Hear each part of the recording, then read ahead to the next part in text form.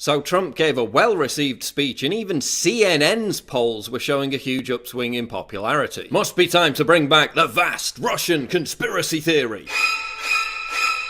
Jeff Sessions spoke with the Russian ambassador Sergei Kislyak, which was part of his job as a member of the Senate Armed Services Committee. The shock, the horror. How dare he? I mean, it's not like Russian ambassador Sergei Kislyak visited the Obama White House 22 times. It's not like Russian ambassador Sergei Kislyak sat with and spoke with top Democrats at Trump's speech just a few days ago. But Democrat Claire McGaskill says she never met with a Russian ambassador as a member of the Senate Armed Services Committee, despite back in January 2013 tweeting that she was off to meet the Russian ambassador. And here's a picture of her meeting with the Russian ambassador. I mean, meeting with Russians is just awful. Who would do such a thing? Maybe if Jeff Sessions had just sold 20% of America's uranium to Russia, like Hillary Clinton did in return for a $2 million Clinton Foundation payoff, in addition to a $500,000 check for Bill Clinton giving a speech in Moscow, maybe only then Democrats wouldn't be complaining, because they damn sure didn't complain about that. But Jared Kushner and Michael Flynn met with Russian Ambassador Kislyak in December. Oh my god. Oh wait, even the New York Times says it's, quote, common and not improper for transition officials to meet with foreign officials. But Sessions had to recuse himself, just like Loretta Lynch had to recuse herself after meeting privately with Bill Clinton. Oh wait, that didn't happen. Let's cut the BS. This is about two things. One, the hysterical left is still in denial about losing the election. They're so pompous, they can't entertain for a second that they lost the political argument. So they're still trapped in this neurotic hysteria that can only be satiated by maintaining the echo chamber of the vast Russian conspiracy theory. As Brendan O'Neill writes, the spectre of Putinite meddling is now blamed for everything that doesn't go the liberal elite's way. Brexit, Trump, Italy, Le Pen, Geert Wilders. It couldn't possibly be, because we have the better arguments, right? No, it has to be Russian conspiracy theory. This is neo-McCarthyist paranoia, mixed with hysterical self-entitlement and supreme arrogance. The fact remains that despite all the whining, all the hand-wringing, all the delirium, no evidence whatsoever has been presented that Russia hacked the election. No evidence has ever been presented that any of Trump's team had improper meetings with Russians. Nothing. Zip. Nada.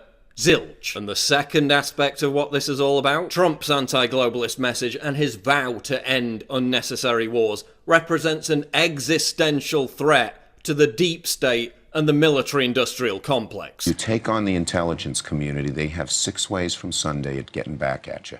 So even for a practical, supposedly hard-nosed businessman, he's being really dumb to do this. That's why partisan intelligence agents keep leaking information. This is about the total sabotage of the Trump administration. Now the deep state has formed an alliance with the left to pick off Trump loyalists one by one. People like General Flynn and Jeff Sessions because they're not globalists. They really believe in Trump's America First mandate. Look at who replaced Flynn. General McMaster, a CFR member and a member of other globalist bodies. Look at who dominates Trump's foreign policy team.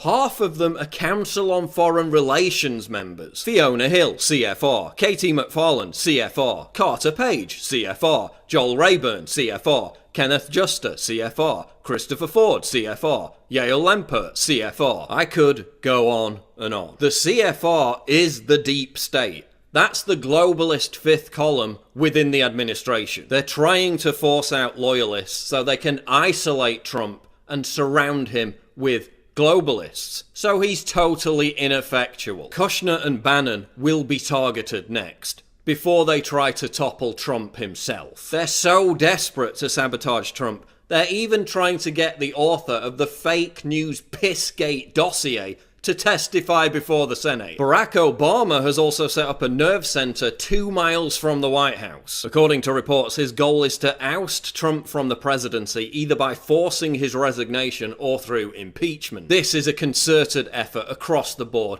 to delegitimize, sabotage, and eventually overthrow the Trump administration. How can Trump counter this? Well, for one, his administration can stop caving and apologizing to deep state bullies and contrived leftist hysteria. Stop treating sellout Republicans and rhinos like John McCain and Marco Rubio with any respect. They don't deserve it. The establishment GOP only knows about apologizing and losing. They have no power. And stop even acknowledging contrived controversies whipped up by the biased fake news media. They're widely hated and their credibility is in the toilet. Polls show that more Americans trust Trump. And above all, purge your administration of this globalist fifth column. There can be no compromise. These people literally want to overthrow a democratically elected government. They don't have the moral high ground. You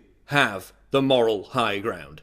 You are on the right side of history.